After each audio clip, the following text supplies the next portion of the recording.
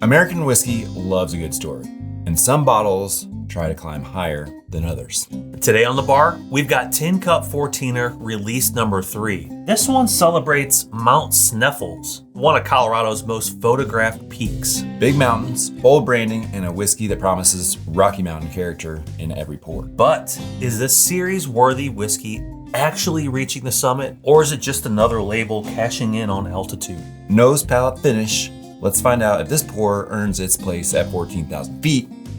Show me that bottle. Will do. Look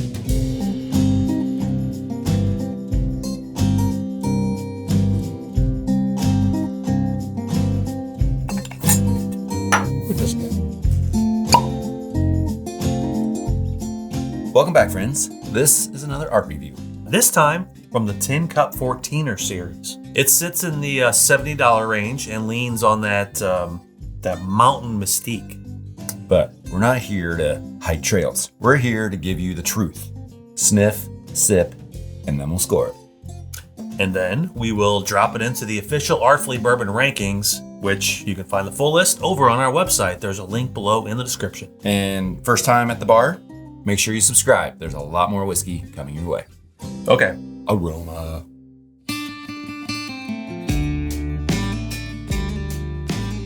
Does smell like mountain air, mountain water. It smells very fresh. It's light. It's hard to get much flavor out of this, but if I had to say 2 notes, I would say vanilla and baking spices. I'd say a little oak and something sweet. Vanilla. Vanilla oak, baking spices.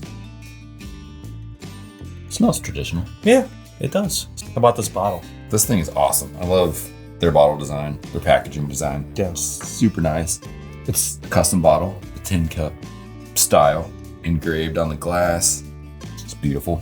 Beautiful. Yeah. Just lots of good detail on there. It's tall. It's, what do you call that? The 6-sided hexagonal. Hexagon. It's just it's real rugged looking. It's like you could actually take it up a mountain with you and go hiking with it. Just throw it in your pack. Yeah. It's a little built-in tin cup right here. Is it kind of gimmicky or no? What do you think? No, I don't think so. You tell us, is this gimmicky or not? Let us know. As for the actual whiskey inside, it is not distilled. Not in Colorado. At a 14er or even near a 14er. It is likely distilled in Indiana. This is a high-rye mash bill, the high-rye bourbon mash bill. The part of Colorado it actually does contain is the way it's proofed down. So it's proofed down using local Rocky Mountain water. In Colorado. In Colorado. Yes. So you do get some Colorado inside the bottle. So while the grain isn't local, the brand leans into that Rocky Mountain identity pretty hard. Yeah. Making this bottle as much about the place as the taste of what's inside. Speaking of what's inside, A little more nose, then we'll taste. what are those cinnamon sticks you get at like Taco Bell? Those crunchy cinnamon sticks. So like a churro. That's it. Sure. You get a churro? I get churro. Oh yeah, I can kind of see that. It's opening up. Okay. I got something a little different for you. Okay. Vanilla. I get that. Vanilla Pepsi. Vanilla, not Pepsi. Vanilla Coke. Just like a very sweet, but still kind of Caramely, sweet. Yeah. Vanilla and oak. I get more oak now. Yes. Let's taste this thing. I'm ready. Cheers. Cheers.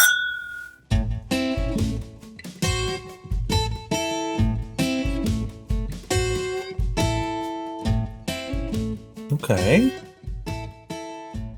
It's pleasant. Mm-hmm. It's good. Maybe it's just the season, but do you get those like corn candies? I don't get those, but I do get like a vanilla, maybe like a chewy vanilla, like a vanilla caramel or something. Okay. I think you might have made up something. But it's delightful. That was a pleasant sip. Yeah, it was pleasant. I do get a good amount of rye in there though. Do you? Yeah. Like rye spice. Starts off sweet, then goes a little spicy. Second sip, a little more oak little more spice, so that that nice baking spice, a little cinnamon maybe. Cinnamon. I'm getting more cinnamon. Yeah. Baking spices. A little tiny bit of leather. That's really nice. That was pleasant. I agree. Pleasant sip. Yeah, I don't really know what I was expecting from this, but it's rather nice so far. Yeah, this is our first Right. 14er. Yes. Right? Speaking of first 14er, let's look at some stats. Okay. Shall we? It has aged 14 years, Okay. I believe, in Indiana, right? And then it's moved. They put it on a truck, ship it out to Colorado, put some Colorado water in it, proof it down to 84 proof, I believe. Putting quite a bit of Rocky Mountain water into it. Yeah, 84 proof.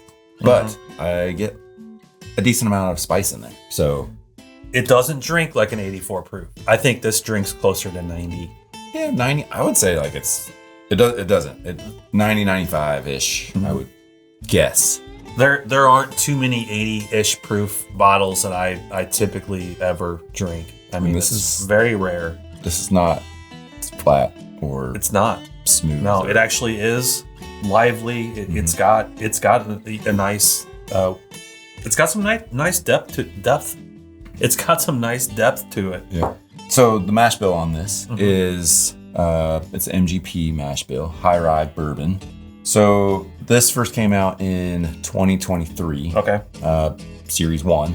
If you've had the other ones, let us know what you think of those. So this is an annual limited Yep. release. One a year. And you can probably find it for around $75. We don't consider that into our review, but you'll pay a little bit for it. It's up there for 84 proof bottle, But it's also 14 but years. it's also 14 years. So- And so far so good, honestly. Very interesting combination. Yeah. Let's get All back right. to it. Sip number 3.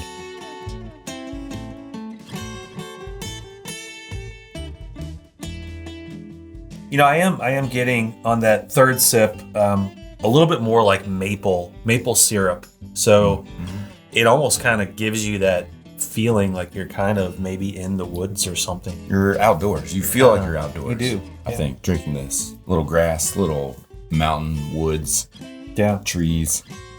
Only thing it needs is Syrup. like a touch of toasted or smoked or something. I think that would be perfect. Yeah, it's pleasant. And on that sip, I get a little more grassy green note, like a earthiness to it, but it's coming through. It's subtle, but it's nice. It's pleasant. It's very approachable. It's very sippable. It's very enjoyable. Let's You want to rank it? score this thing. All right, we'll score it.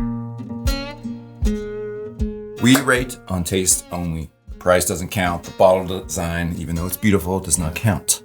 Scott, so don't look at mouth sniffles. 0 bias. 1 to 10. So 1 is like a terrible, terrible campfire coffee. You just want to kind of pour it out. 10 on the other side is something you're going to get to carry to the summit. After you hike, crack that open, have a toast. Plant it right on top of the summit. 10, baby. And then take it with you. You're taking it to the summit. All right, you go first. All right. Like I said, I didn't really know what to expect from this bottle. I've had some tin cups, the 10-year. Good, not my favorite. I like it. Kind of funky, it's just different. It's also low proof.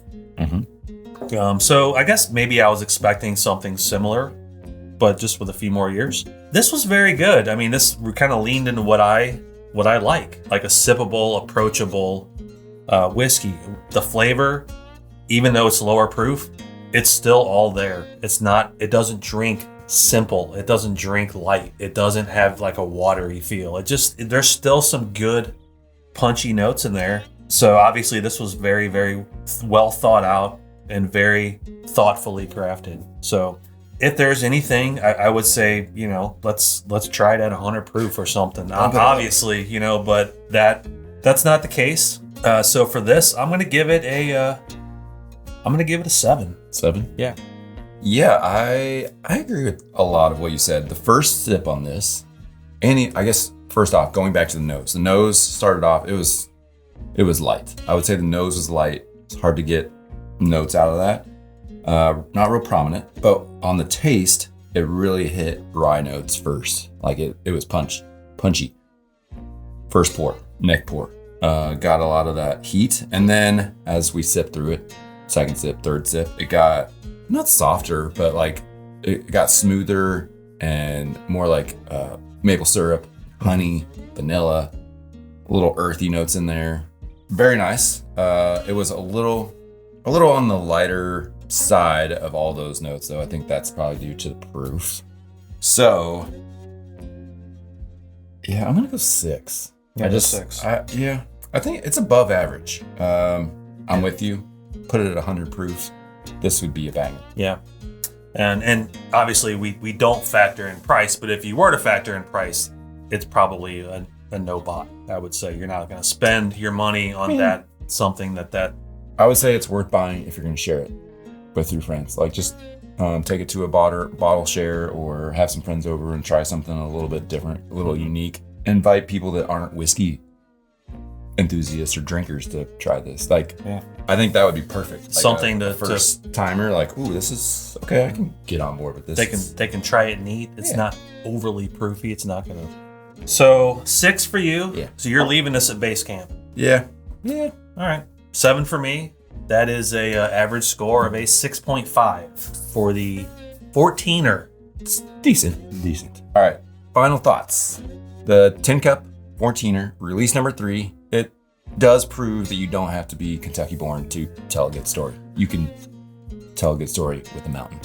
Yeah, totally. It's approachable. It's mountain branded, and it's kind of a fun bottle to share, even if it stays at camp. Yeah, didn't make it to the summit. No. Question is for all of you: have you tried any of the Tin Cup 14ers? If you have a favorite release, let us know down in the comments. For the full rankings, check out artfullybourbon.com. There is a link for your convenience right down below in the description. Thanks for watching this Tin Cup art review.